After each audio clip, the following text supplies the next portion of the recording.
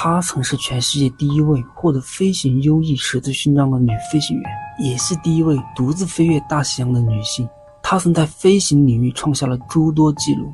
然而就是这样一位传奇飞行员，却在自己的首次环球飞行中神秘失踪，离奇地消失在了太平洋上空。她就是著名的美国飞行员阿梅利亚·埃尔哈特。今天我们就一起来回顾一下这起当年轰动世界的未解之谜。1987年，埃尔哈特出生于美国堪萨斯州一个工薪家庭，他的外祖父曾是美国的联邦法官，他的父亲是一名律师。由于家庭环境还算不错，让埃尔哈特有足够的机会接受最好的教育。而埃尔哈特从小就特别喜欢探险，对当今世界各种稀奇古怪的新事物更是痴迷，而飞行恰恰是当时最超前的领域。自从1903年莱特兄弟发明了人类史上第一架飞机，自此人类开始进入了航空时代。不过当时的飞行技术才刚刚起步，各方面发展都还不成熟，驾驶飞机不仅需要良好的技术，更需要极大的勇气。不过这些都难不倒年轻的埃尔哈特。1920年，在人生中第一次体验过飞行经历后，当我200-300英尺高的时候，我知道我必须飞。对于征服蓝天的渴望和向往像鸟儿一样自由地在天空中飞翔，让埃尔哈特坚定了成为最好的女飞行员的目标。1928年，她被邀请成为第一位乘坐飞机穿越大西洋的女乘客。飞机从纽芬兰出发，飞行21个小时之后，平安地降落在英国兰威尔士伯里港。由于当时的埃尔哈特并没有仪器飞行的经验，飞机由更有经验的飞行员斯多尔斯驾驶。虽然仅仅只是陪伴飞行，但也已经足够轰动。作为第一位飞行穿越大西洋的女性，引起了外界的普遍关注。她一下飞机就被大量的媒体所包围，各大头版争相报道，连美国总统都亲自接见了她和她的同伴。1932年5月，埃尔哈特首次尝试单独跨越大西洋飞行。她从纽芬兰格里斯港出发，原本计划一路飞行到法国巴黎，但由于不幸遭到恶劣天气，在飞行了14小时45分钟之后，飞机最终降落在了北爱尔兰德里北部的牧场。虽然没有按原计划降落在巴黎，但作为首位独自驾驶飞机穿越大西洋的女性，她的记录足以载入史册。她随即也被授予了美国十字飞行的荣誉勋章。虽然受到了各种表彰，但埃尔哈特的目标远不止于此，成为首位环球飞行的女性才是她的终极梦想。然而这也是不幸的开始。1937年3月，他们从美国加州奥克兰飞往夏威夷，准备开展环球飞行。可是在起飞时，飞机在地面打转，他们推测可能是轮胎爆裂导致飞机受损严重，飞行计划也不得不被迫推迟。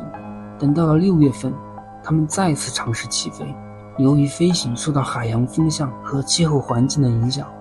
他们这次修改了行程。于是他们从美国佛罗里达州迈阿密出发，经过南美洲、非洲、印度、东南亚等多次停留，于1937年6月29日到达新几内亚莱城。截至目前为止，他们一共飞行了35000公里，只需最后穿越太平洋，他们就将实现环球飞行。到那个时候，将会有万千的群众和媒体在终点迎接他们的英雄归来。可不幸的是，他们等来的却是埃尔哈特的飞机神秘失踪的消息。1937年7月2日，埃尔哈特与他的领航员弗雷德·鲁兰从莱城起飞，准备飞往4100公里外的豪兰岛。殊不知这也是他们生命中的最后一次死亡飞行。豪兰岛位于太平洋中心，他们计划在此稍作休整，再飞往夏威夷。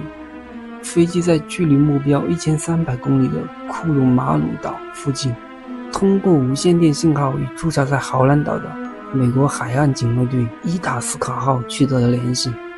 埃尔哈特告知了地面他目前的具体位置。等到当地时间7点42分，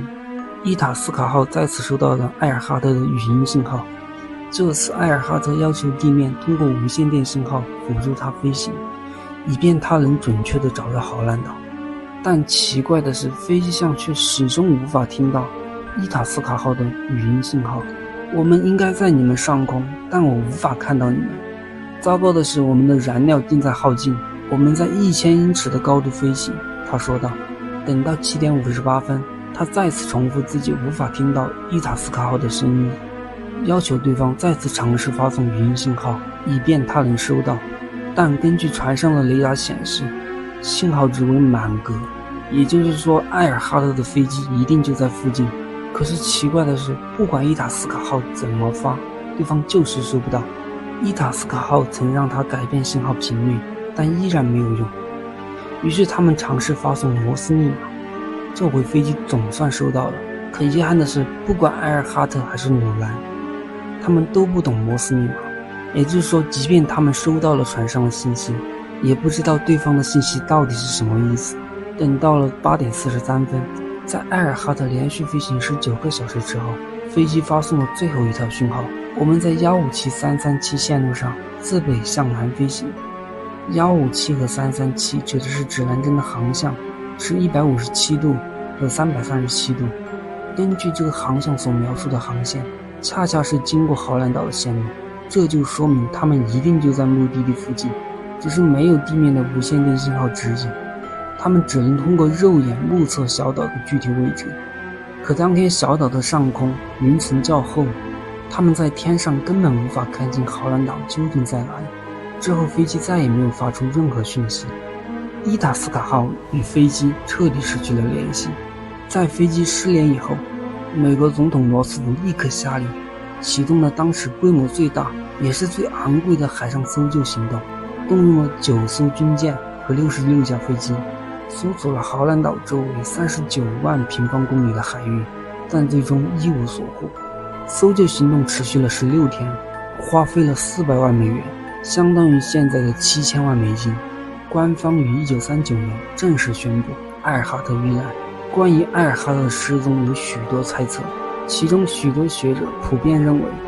很可能是他们的飞机燃料耗尽，最后坠海。看起来确实也是如此。埃尔哈特曾在语音信号中就曾多次焦急地提到飞机的燃料快要耗尽，这也进一步印证了他们确实可能是飞机燃料耗尽，最后坠入大海。在埃尔哈特失踪几个月后，殖民地服务员军官埃里克·贝伦顿拍摄了一组加德纳岛海岸线的照片，他声称照片中的模糊区域很可能是飞机的起落架组件。几年以后，他还声称1940年在岛上发现了一具遗骸骨架，但这一发现在当时并未被人重视。直到几十年后，有专业的机构经过测试，这些遗骸是一个与埃尔哈特身高和种族血统相一致的女性。除此之外，还有一个流行的说法，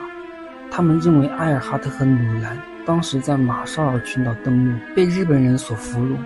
并囚禁在塞班岛。这是一档历史频道纪录片所提出的理论。该纪录片认为，马绍尔群岛环礁的一张新发现的照片显示，埃尔哈特和鲁兰还活着，并且在日本的甲州号船附近。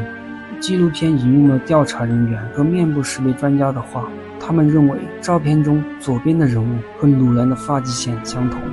而作者的背对镜头的人物头发长度和体型与埃尔哈特相同。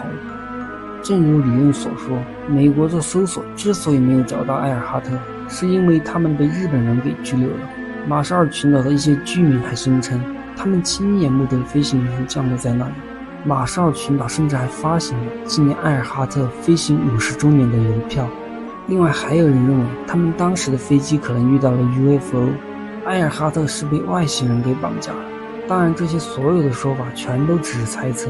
当年埃尔哈特的飞机究竟经历了什么，最终也成为了未解之谜。即便时间过去了80年之久，依然勾起了全世界许多人的好奇。